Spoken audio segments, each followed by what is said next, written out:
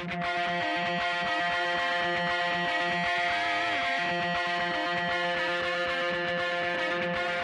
listening to the Roofing Success Podcast, a show created to inspire roofing contractors to achieve optimal success in their roofing businesses. I'm the host, Jim Moline, the co-author of the book, Internet Marketing for Roofing Contractors, How to Triple Your Sales and Turn Your Roofing Website into an Online Lead Generation Machine. I'm also the co-founder of Roofer Marketers, the digital marketing agency for the roofing industry. On each episode, I'll be sitting down with industry leaders to talk about their processes, the lessons they've learned, and how to find success in roofing.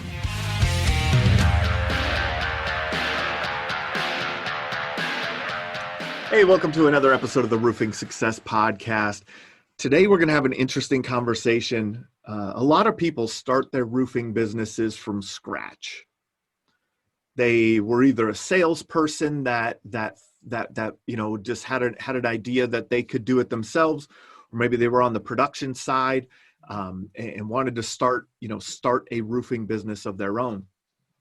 But that's not the only way that you could get into this business, right? A lot of times what's overlooked is that sometimes you can buy a roofing business, right? And maybe you're in sales or production and maybe buying a roofing company may give you a little bit of a head start.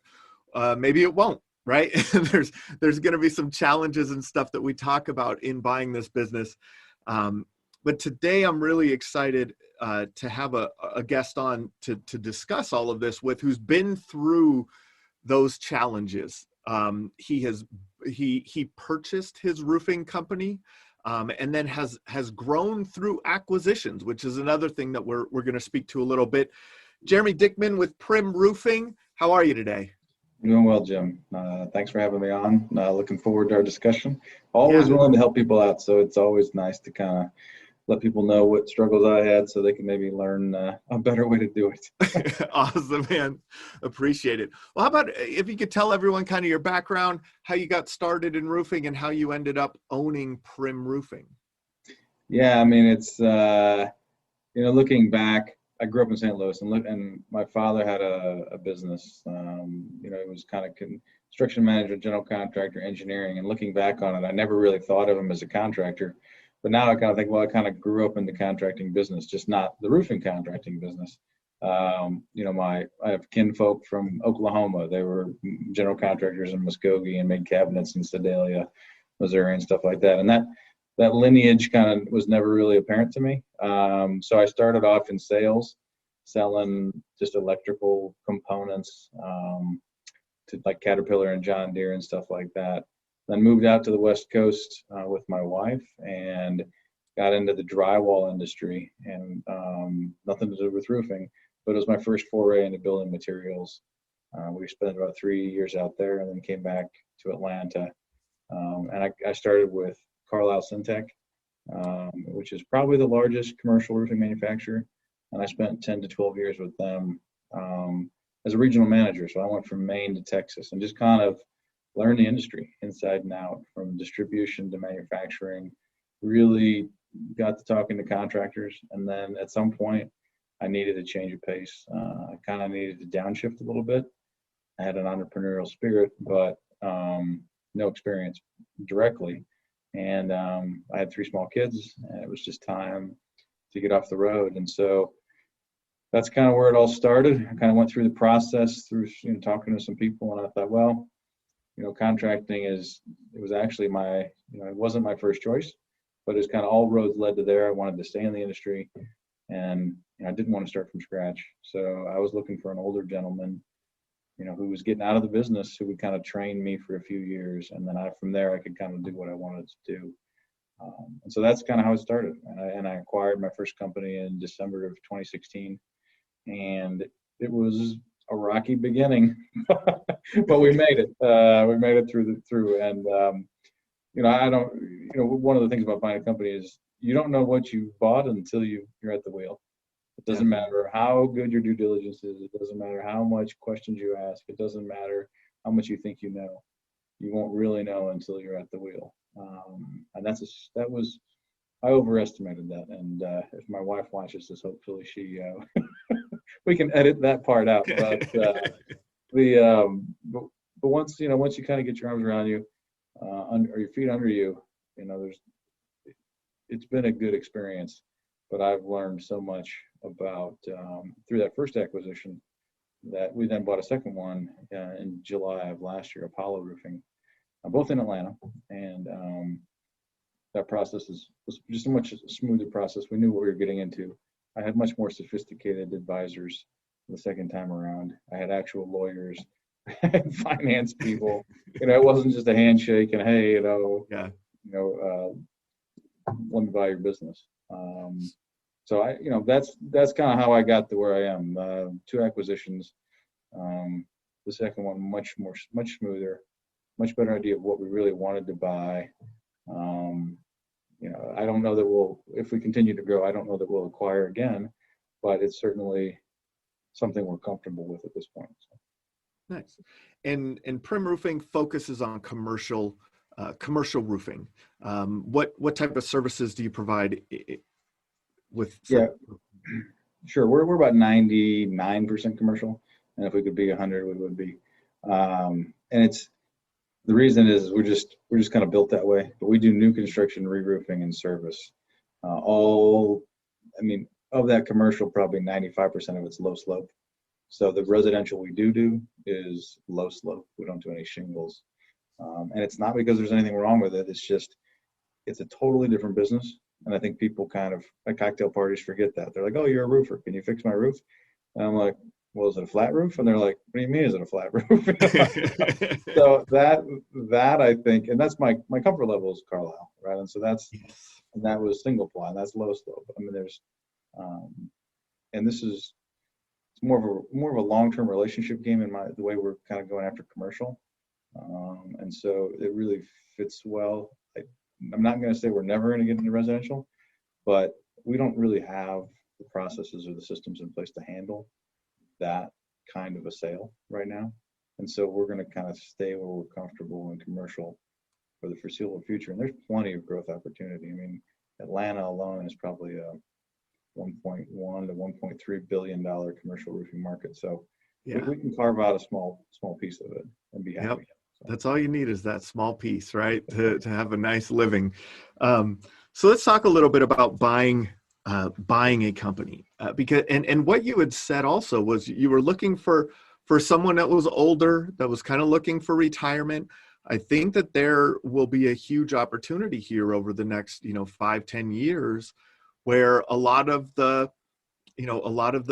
people are going to be looking to retire. Right. And that may be a way that some people can either get into the roofing business or to expand in their roofing business. So when you first thought about buying a roofing company, what was your what were you expecting? What were your expectations in buying into a business versus starting it yourself? Yeah, so what I was really hoping for was just kind of the relationships and the customer base. And I knew it would be a rolling startup, right? I knew I wasn't going to take this and just do the same thing for another 30 years like the guy to me had done it. But I didn't want to do everything. I didn't want to have to develop this and have to figure out the operations and figure out how to do things better all at the same time. And so I was hoping for a rolling startup. That's not really what I bought. And it ended badly. It ended within a year of what I thought would be a 5-year relationship. And that's okay. It was best for everyone. But I was looking for somebody was well established, had a good brand name. Maybe it wasn't known to everyone. That's fine. But nobody disliked them. They weren't, the dog of the industry. They weren't the dog of the market. And so that's really what I was looking for. I knew it was going to be a lot of work. I knew there was going to be tons of stress. But I was hoping that it was going to kind of be this cash flow mechanism that was going to allow me then to kind of stack on top and kind of change things as we went. So that's what I was hoping for. That's not really what it ended up being. But it all worked out. What I would say is if I had to do it over again, in the second acquisition, we were much smarter, right? We said, okay, what do we really want? And what we really wanted was a robust service business, because that meant they had a real process. They had a real business. The bid market is a different animal. You can bid up, you can bid down. It's easy come, easy go, I guess. Service business, you kind of have to build step by step by step by step. And so that was the first and foremost requirement of the second acquisition. The second component was, well, do they really have process? It didn't matter if it was paper, because it was paper. It didn't matter if it was paper or electronic, but do they have a method for getting this done, or is it built on people and their reputations and their ability? In this case, it was a process-based system. Now the owner had a lot of relationships, but within a year, we've transitioned 90% of them to us. They don't even know he's gone. So, it's a testament to him. What a wonderful job he did building it the way it is. But it also made it much easier for us to assume it and take control. So I think you really got to kind of know what pieces you can keep and what pieces you can let go. And we knew that if we could keep the core service business, that it was worth every penny for the short term and the long term. And it wasn't tied to being the low bidder per se. Right? It was a service-based operation. So those are kind of the things we look for. And I would say if we went to acquire again, we would do the same thing. What it needs to at least be half of the profit, not the revenue, but half of the profit, I would say, needs to be service business. We're not going to be as concerned about process going forward because we have a good process. But are they quality name, quality people, and something that's sticky like service, not necessarily just a few $100,000 bids.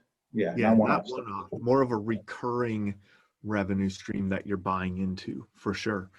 And that's a lesson right there for someone, maybe some people that are listening are not looking to acquire a business, but that's on the other end of it is, how do you build something that's saleable in the future too? If that's something that, if you ever plan to retire one day and sell your company, that's something to think about, is what is really saleable about your asset, about your business. Do you have processes in place? Do you have kind of a model that really generates income month over month, year over year in a consistent manner? For you on the commercial side, that's the service business, right? That's where that comes from. I'm going to go back a little bit into buying that first business. Did you buy that business with financing, seller financing? How did you do that? So I had some cash, and then I had a family angel investor who kind of helped me out on the first one. It was a very small deal. Okay. We're talking a few $100,000. Yep. And so that's how that was acquired. And it was really kind of buying a job, I would say. I kind of bought a job, originally. It's like, okay, well, I'm going to make $80,000 a year, and so I'm putting in a few hundred, and okay, everything will be okay, and this is going to kind of ride its course, and then I'll just add on top. Now, when we bought the second one, now we're talking about a real deal. Yes. And if you're going to do a real deal, get lawyers, get accountants, get the best people you can afford, because it saved us more than it cost us.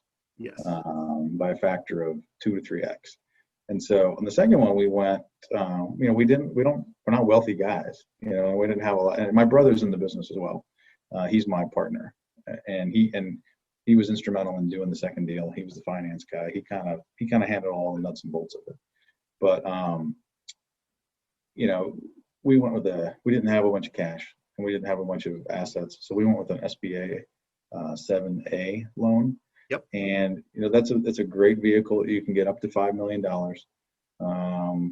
Banks underwrite 20% of it. The SBA takes on 80% of the risk. And you got to put up your house. But you got to do that anyway. So that was a hard conversation with the spouse. Yes. Hey, you got to sign this piece of paper. She's like, well, what is this? Well, if it all goes belly up, they're going to take the house. But other than that, it's been great. And timing, and it also helps out with contracts. If you're willing to do some government work, it helps out because now you're kind of in that SBA pool, you're a small business. Technically, I think we're considered disadvantaged because we have a loan, but we're not, doesn't mean you're bad. It That's just right. means it's just Yeah. classification. Just a class. Yeah. And COVID has been actually good for our business, and not because, business has been up, although it has, it's because it allowed us to focus. And the PPP loans and stuff were capital at the right time. And, the SBA loan, they forgave some of that as a part of the COVID piece, but it's a little higher interest rate. It floats with the market. It's not as good as a commercial loan. So it's not a panacea, but it certainly gives, I think it's great for your first or second acquisition if you can't necessarily afford it outright, because it's competitive. There's a lot of paperwork, but it really, we couldn't have done it without it. And I know the government and the SBA gets bad rap for stuff, but these kinds of programs are invaluable for people like me to kind of get to the next level. And then as we pay that down, they'll also give you working capital up to that $5 million mark too. So it'll be a continuing relationship for us with the SBA and with the bank for at least another 3 to 5 years. Nice. And that's something there too, the financing and proper financing and knowing what to finance and what's kind of nice in purchasing that, kind of the service business model that you purchased, you know that there's a recurring revenue coming in that can manage the outlay for that debt every month, right? So that you're making sure that you're covered in that regard. So it's quick, and the good thing about service is it's recurring revenue. Recurring, yeah. And it's pretty guaranteed revenue in terms of, you can guarantee that you're going to get this amount, and the cash flow is good. It doesn't take 90 days to get paid like it might on a larger commercial project. So yeah, definitely. So when you guys were, did you sit down and decide, hey, we're going to go and acquire another company for growth, or did the deal just kind of pass in front of you and you decided to take it? The deal kind of passed in front of us. Okay. But we were ready, right? And so we knew that it was a possibility. My brother knew all about the 7A program because we had done our research, and it was probably took 90 days to kind of do the deal, which is pretty fast. So from kind of the first meeting till closing, they've been 120 days. But that's, for a deal that was, 10 times what the original deal was, that was a pretty quick cycle. Yeah. But I think we had our shit together, quite frankly. Yeah. And the banker could see us and know, okay, these guys are legit. They've turned this one that they already bought. They've already doubled or tripled the revenue of that thing. They've kept it profitable. This is a bolt-on, makes sense. So, and bankers are your best friends at times in that they help shepherd it through the SBA. So they got to convince the underwriter that it's a good deal too. It's not just writing a blank check to Jeremy and Company. That's right. And a lot of loan, in getting a loan is knowing what the underwriter is going to look at and look for, and having done that research yourself, and probably having some people on the team. You had mentioned an accountant and an attorney and things like that may have been involved in those in deals like this in the past. Probably, you get that extra guidance. Mm-hmm. Is that what you found? Oh, absolutely. What were things that the accountant pointed out to you in looking at the business that you had never thought to look at? Is there anything that the accountant was like, hey, look at it this way or that way? So both businesses we bought, I would call them, the previous owners, I would say they were lifestyle businesses for them. Even though they were good in their own right, they were still lifestyle businesses. So they had daughters this and sons that and boats, and they had just stuff stuffed everywhere in corners. And one thing that you may not hear anywhere else, but when we went into each deal, I looked the owner in the eyes and I said, what do you want for this business? You name the price, I'll name the terms, right? And they had a number in their head, and you're not, I don't care who you are, you're not going to get that number out of their head. So whether it's, the right number or the wrong number, that's probably the number you're going to end up at. What's the negotiation is all this periphery stuff. And so that's kind of what we had the accountants, help us with is, okay, well, that's the price, and that's okay. If we think it's too high, okay, well, how much too high? Well, we think it's this much too high. Okay, well, let's have him take part of the note, right? So we'll have him owner finance that amount of money. And if he really believes this business is going to make it 10 years, we'll pay him for 10 years, and who cares? We're going to grow this thing anyway. So it's that kind of stuff, hey, these are the pitfalls. Don't let them negotiate the deal, but let them show you where, hey, this isn't worth this, or this, we can pull this out, or you know what, be careful here, because here's a note payable, and that, we need to get that off of the books and that kind of stuff. So that's the kind of stuff, bad debt, I would say, was something they looked at. They helped us look at customer matrices. Well, 80% of the revenue is here, or this or that. And there's just a lot of, but even all that being said, we still stumbled into stuff we had no idea was there. And it's not that it's catastrophic.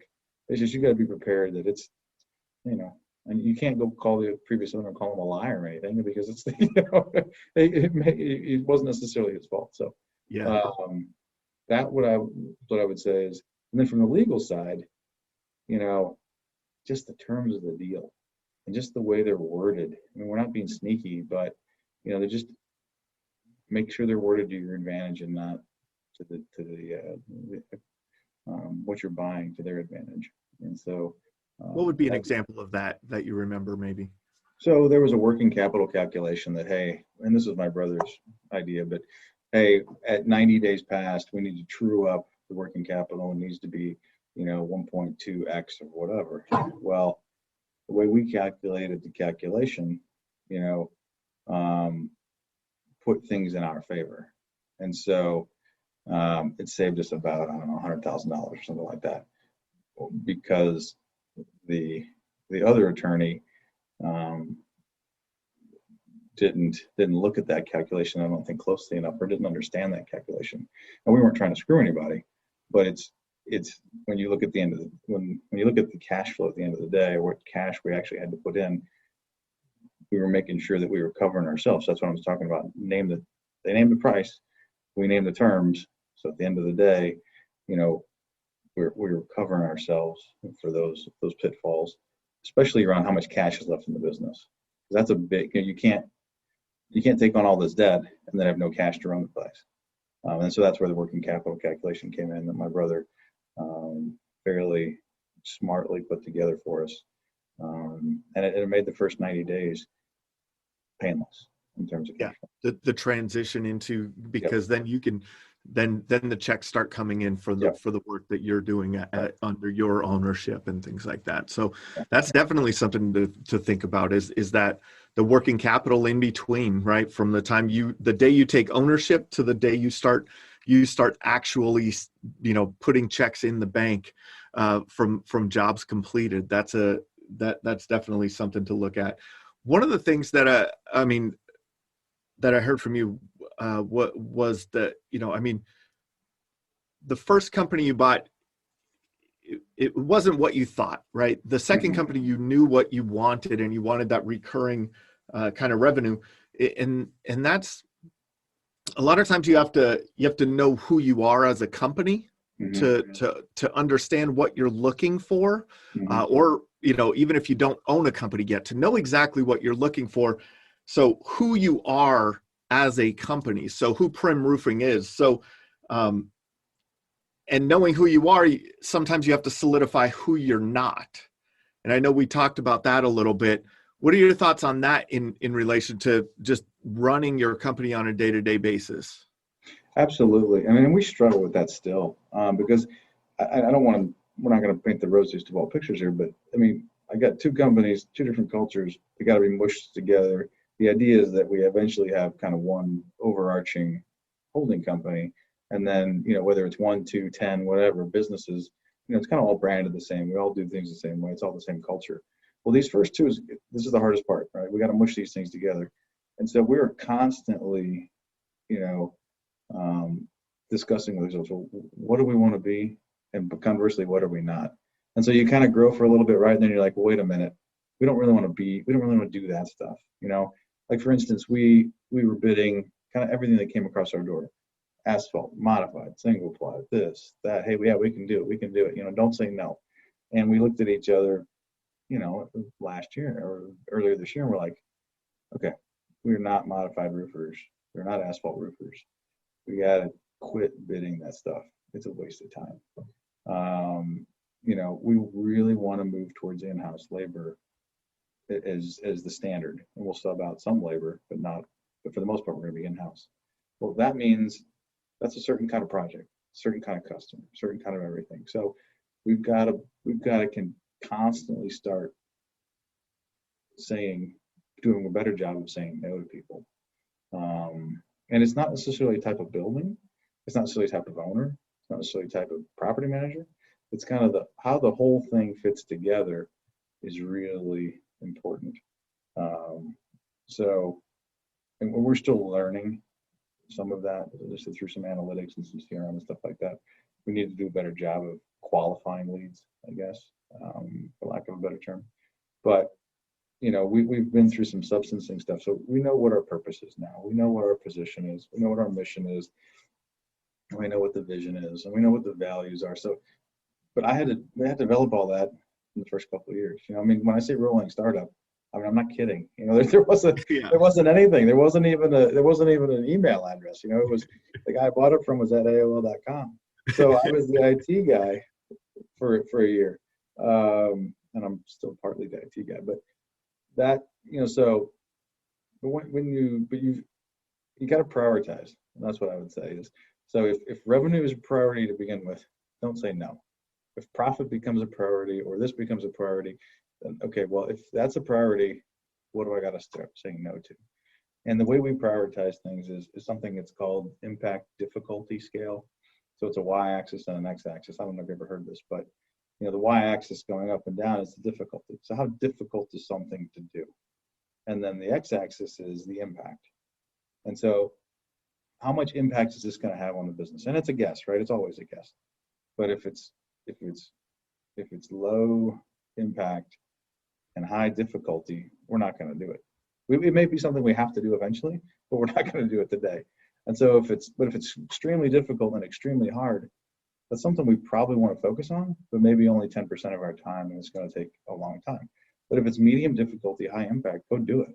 You got to get it done. So when you're faced with 30, 40 things you want to do, you got to prioritize them. And I think prioritizing as a team in terms of what the impact and difficulty is of things helps really kind of guide you and make sure everybody knows what we're doing. And so when we look at those things, we hold things up to the substance. One of our things is, we got to overcome challenges. We got to do the best. We got to use the best strategies. We really want to protect customers' assets. We want to set the standard of the industry, and that probably everybody does. But we really look at everything we do strategically and say, all right, does this meet our substance? And then, okay, if it meets our substance, now how do we prioritize these actions? And I think, because there's always more than you can do. There's always more than you can do. Always. Always.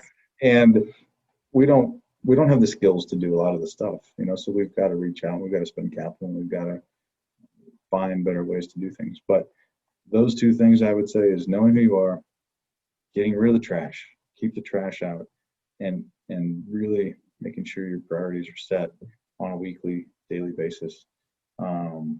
Keeps us focused on what's important. We are by no means the best roofer, and that's not really what our substance is.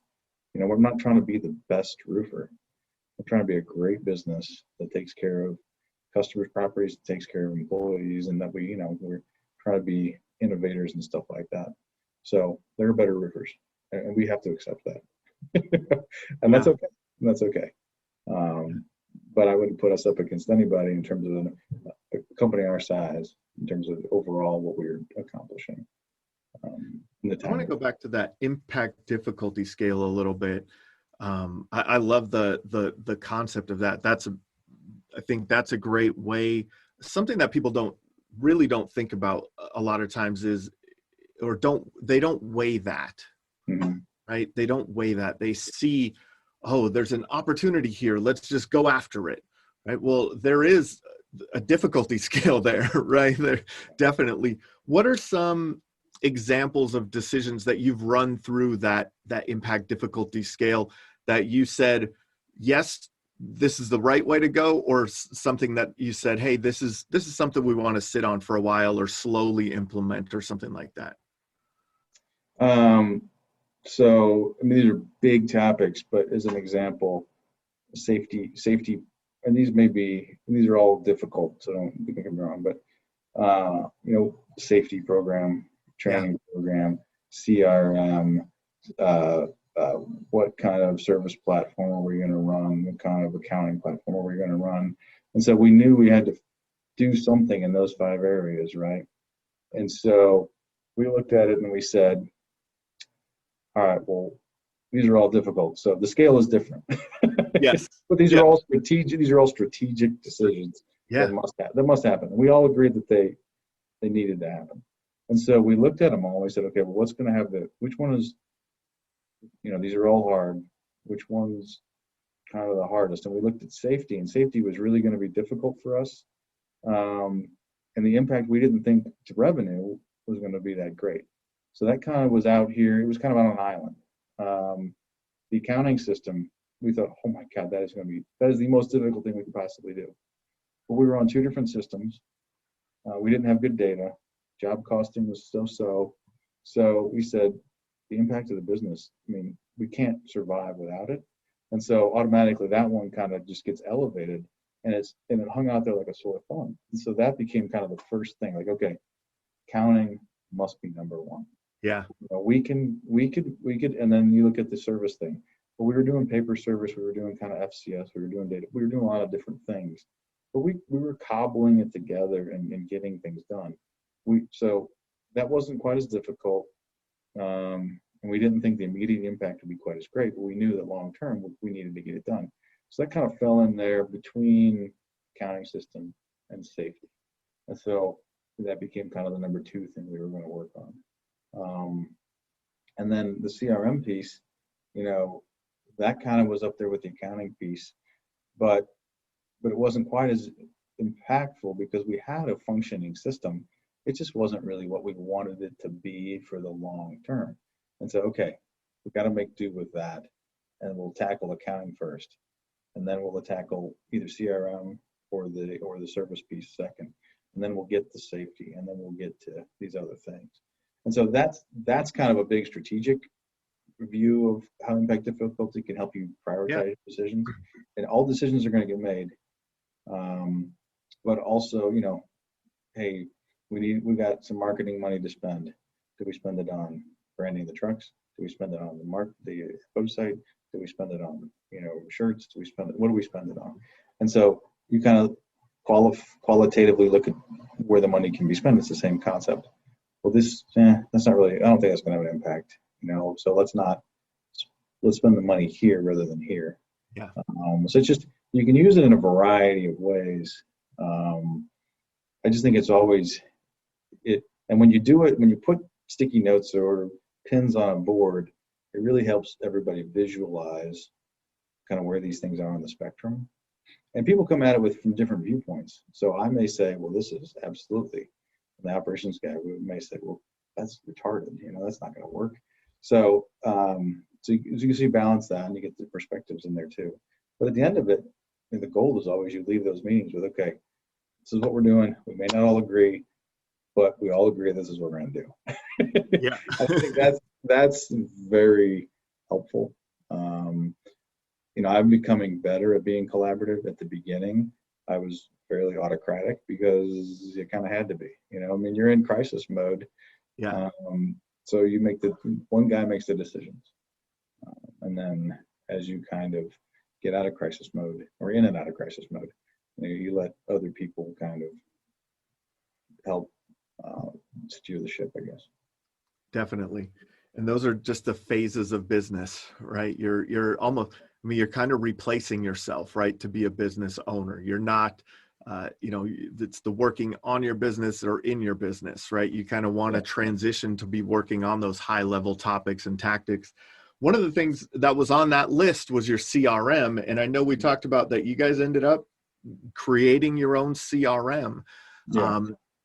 And I think it's because of the unique your unique thought process on prospecting and business development.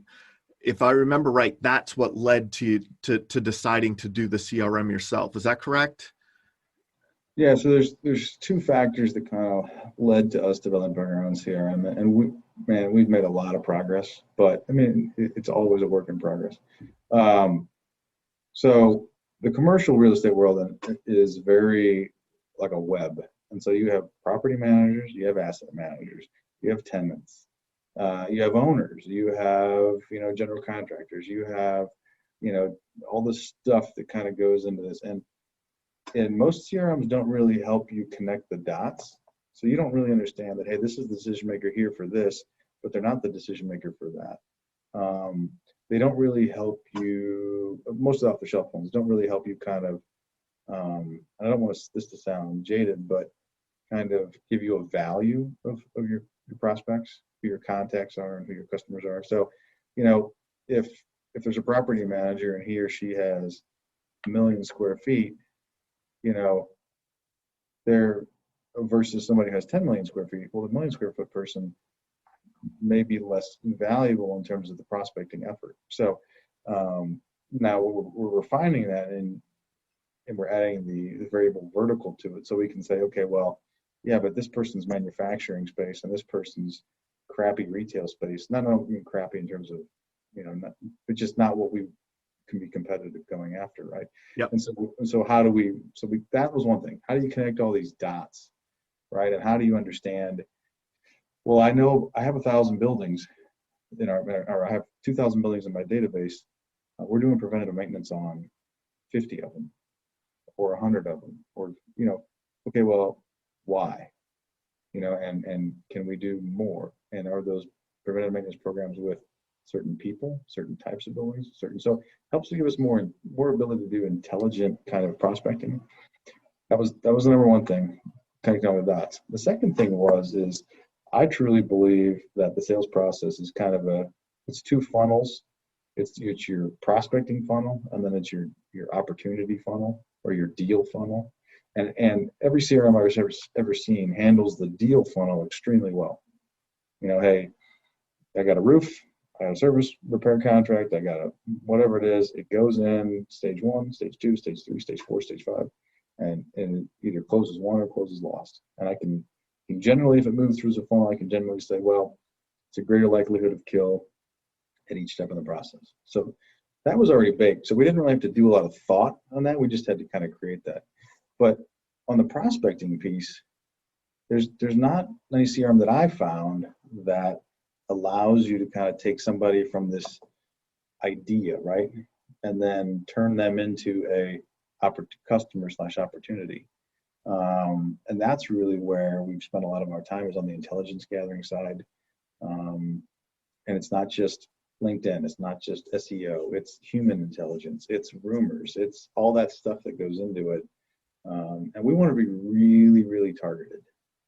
So if I want to talk to a manufacturing manager at a plant in Peachtree City, or if I want to get business there, I need to understand who all the decision makers are, who the influencers are, how decisions get made, and for what and how, not just, but for repairs, for maintenance, and for re-roofing. So how do those 3 decisions get made?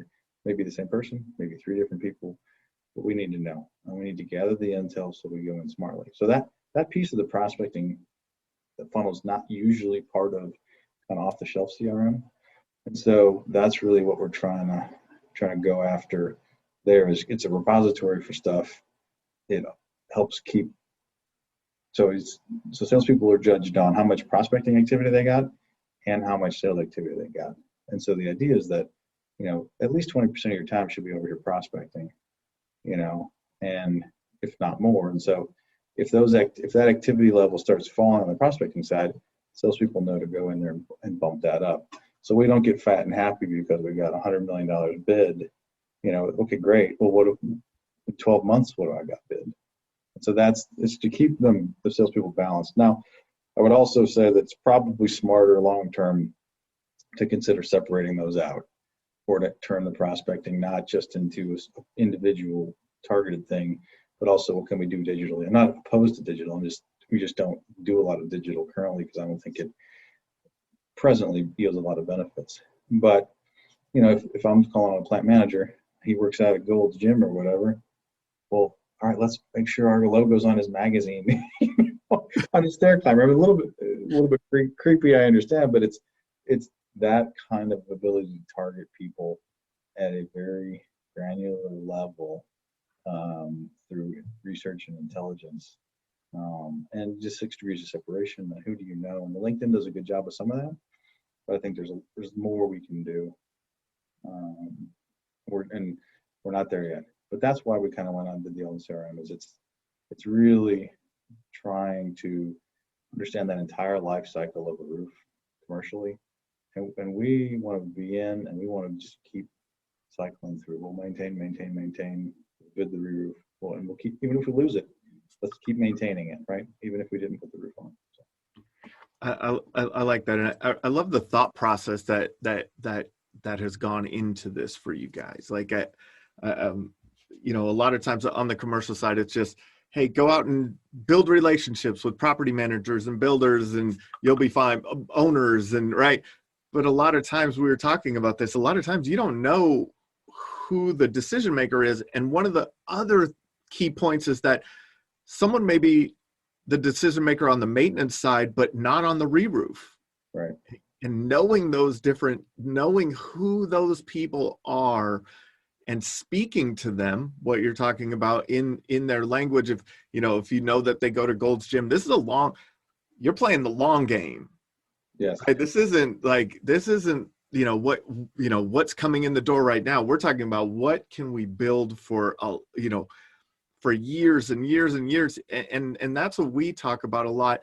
And I know you don't do much digital, but that's where digital gets creepy too, right? Is how you could get so focused and follow people around, and you could learn a lot about people on digital, on their LinkedIn profiles, and then you friend them on Facebook, and then and there's all these things, and then they're posting about the Braves, right? And then that they, right? And so there's a lot of that. There's so much information about people out there, but I think knowing one of the key points that you're talking about is really determining who the decision maker is, and for what level of decision they can make, right?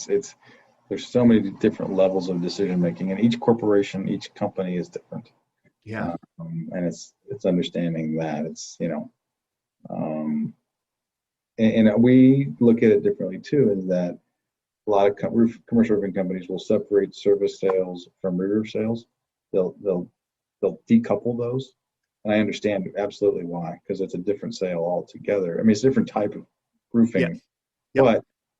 But if you're calling on a Coca-Cola, which we don't, but if you're calling on a Coca-Cola, that all those people are intertwined, right? And that building is intertwined. And so just because, so to separate the salespeople, I think doesn't do justice to the customer, in my opinion. And it's not that you can't bring people in and know, but I really think there needs to be a kind of the account or relationship owner, and then bring in the resources you need. Do you need me to come in and help you sell? Do you need the estimator to come? Do you need the product expert from the manufacturer to come in? Use these people as your team. Don't, let's not look at it as well, I'm going to win this or lose this myself. That's, so we have weekly sales meetings and where we all talk, and estimating's involved. But then that's what I would say too, is the culture's got to support that approach. And if it doesn't, then it'll never work. Yeah.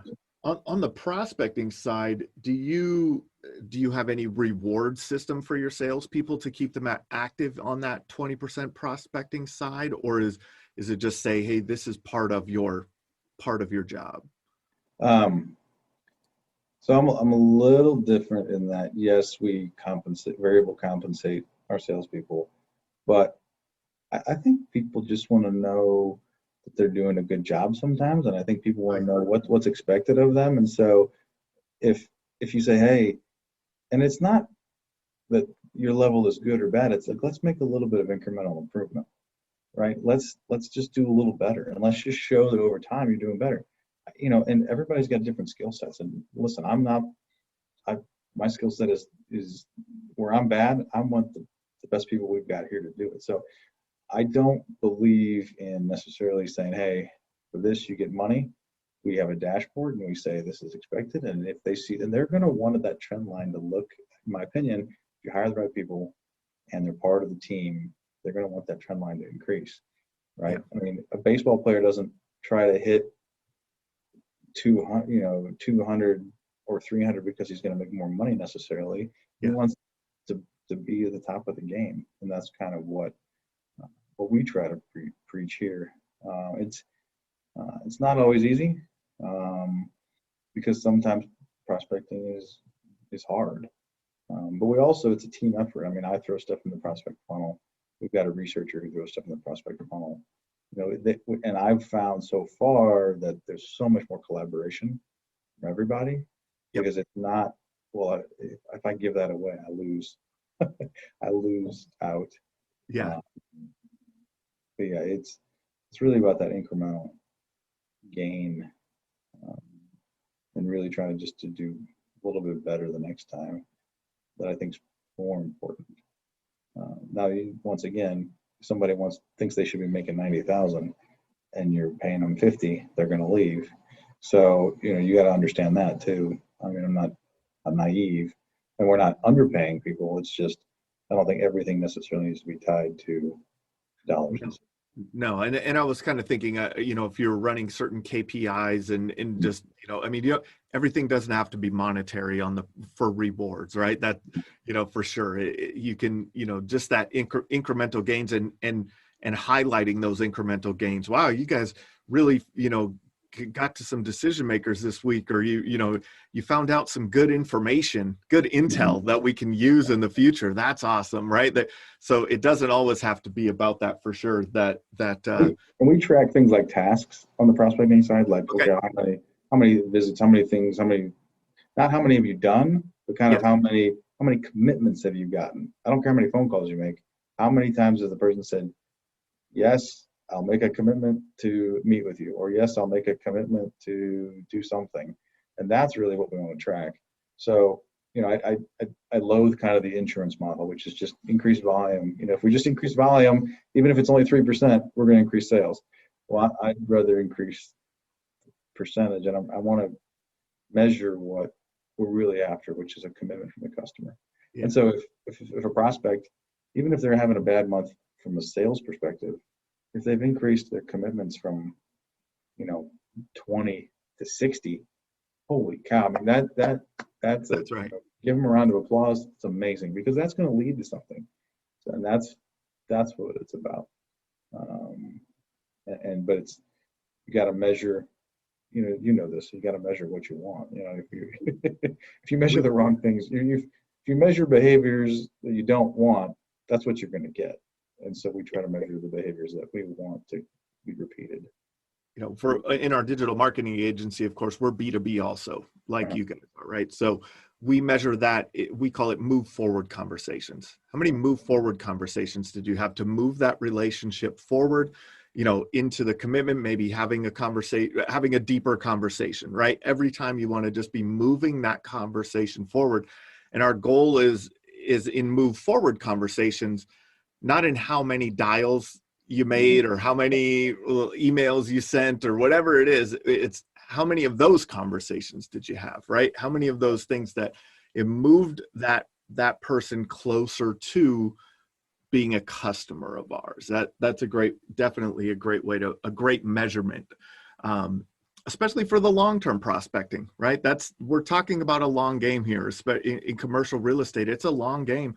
This isn't a hailstorm, boots on the ground, canvassing, knocking on doors, right? This is, that's a different type of sales cycle. So, So that, And along those lines, I mean, we don't chase storms. We want to stay close to home. We want yeah, to do everything in the city, in the metropolitan area of Atlanta. yep, So we we can't here today, gone tomorrow. We can't treat prospective customers um, like they're just a one hit to us because yes, then we limit the size of our pool here, and we I've chosen not to travel, and there's plenty of business here not to travel, but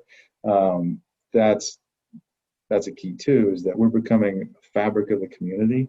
And I don't mean that in terms of charitable, but just kind of like over time, we're going to develop these, and people and property managers go from here to there.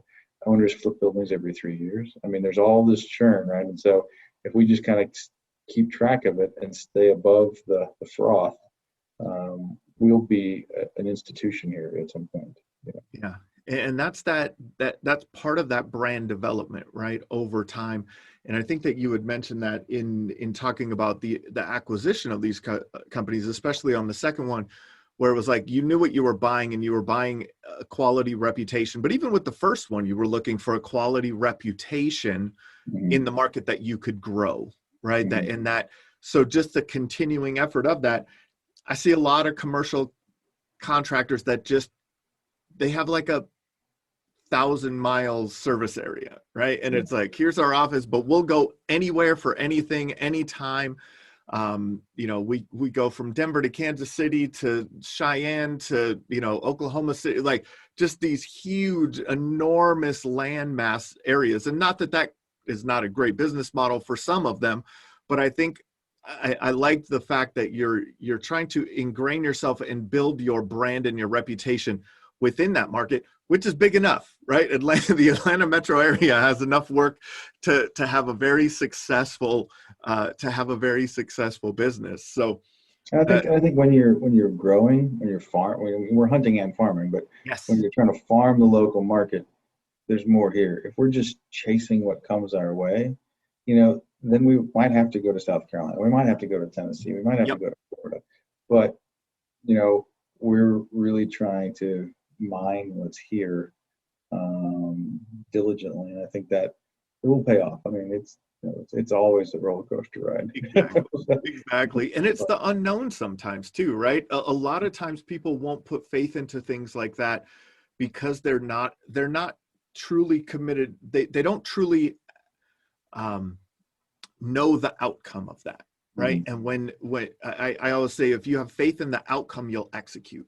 So I feel like if you have faith that if you put in this time, this prospecting time, taking those extra steps to find the decision makers in all of those different capacities, to know if they go to Gold's Gym, to know if they eat, the grocery store that they go to, you could be on their receipt, like all of those things. Those are that could be high level stuff, that you're working on, that if you put the right work in.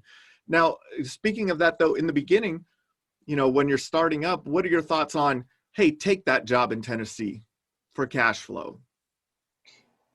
Yeah, I kind of mentioned it earlier, but Yeah. when there are different times and places Yep. in the business cycle. And right now we track what we don't take so that let's just say, because I don't trust my own memory, but let's say there's a bunch of jobs in Chattanooga that we turned down. Well, in 2 years, if we're looking to expand, if we're like, wait a minute, we've already turned down, all this business in Chattanooga, maybe that's the next best place. Or, hey, all of our customers, you know what, they have offices in Charlotte. We should go to Charlotte. I mean, so Yeah. that'll come into play at some point. But you know, I kind of touched on it with the modified comparison earlier. It's like we were any roofing, sheet metal, modified. We're gonna figure it out. We got some skills, we can do it. But then we just started. Once we got to a certain growth point, we're like, wait a minute. Well, now we're just chasing our tail with this stuff. Let's let's smartly pull back and let's agree to say no. Yep. And the relief in the room was palpable. I mean, it was kind of like, because I really didn't want to do that. I really don't know what I'm doing, and but anyway. But you also talked about sales and and I just now, we've got 3 years of data, and my technology guy's done a wonderful job of putting that together. But, if we have $50 million in bid stuff, we know kind of what percentage we're going to get, and we're going to refine that over time. But now there's not really panic mode, right? There's Yes. you're and if there is panic, hopefully we're panicking 6 months before we need to panic. Because we should say, okay, well, our bidding activity is down, but that represents 3 to 6 months out, not necessarily today. So let's ramp up activity. Let's push. Yep. Let's push. And it just the anxiety level is high, but that brought when we kind of put all that in place, that brought it down a significant amount. And that's where many CRMs only track one metric. And so if they're not tracking other things other than dollars, sometimes you can get fooled. So we track the sales velocity of things. We track the number of opportunities. We track the type of opportunity. And we try to analyze that stuff. Now, we're a long way from, being a sophisticated organization, but with regard to that, but we're a hell of a lot better than, my contemporaries. And I've been part of, Vistage type groups or whatever. And I mean, I'd put us up against businesses that are 10 times our size. And that doesn't mean we're going to succeed. but guarantee. Yeah, there's no guarantees. But I feel confident that and one thing I always do is you got to take time to look back 6 months, a year, whatever, and congratulate yourself on what you've accomplished. And when I look back 6 months, I mean, new ERP, new CRM, new service platform, new estimator, new sales guy.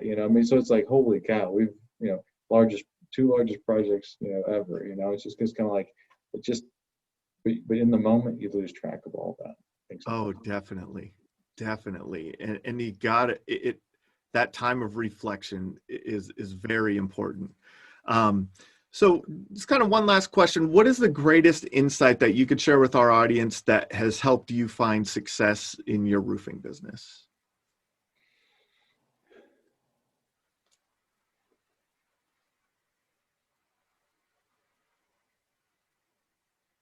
I would say we've already talked about it, but it's you absolutely have to know what your purpose is, and the yang to that yang is what you're not. And once you have those two things, you can accomplish anything.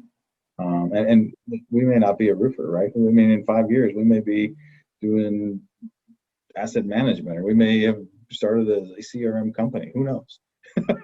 Yeah. But knowing what your purpose is, what your why is, as Simon Sinek says, and then knowing what you're not is probably the biggest thing.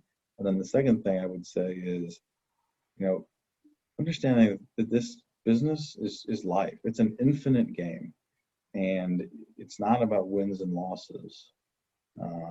It's about succeeding and always getting better. And if you view your competition as evil and bad, then they're just rivals. They're guys that hey, they beat us, right? And we move on. I think those two things have helped me in my moments of where I'm on the business. Those two things have helped me really cope with the emotional side, that often comes into this. So you've got to know what your purpose is. You've got to look at this as something more than a daily fight. There's something more to this. It's an infinite quality to what we do as business owners, and it's lonely. And so if you don't, you're gonna suffer, or something's gonna suffer. Yeah. Yeah. The anxiety is high when you're a business owner, for sure. There's always There's always the next project to work on, payrolls coming up, whatever it is, there's always something that can build anxiety in you. So that's great advice. Thank you, Jeremy, for taking the time today with us. This has been another episode of the Roofing Success Podcast.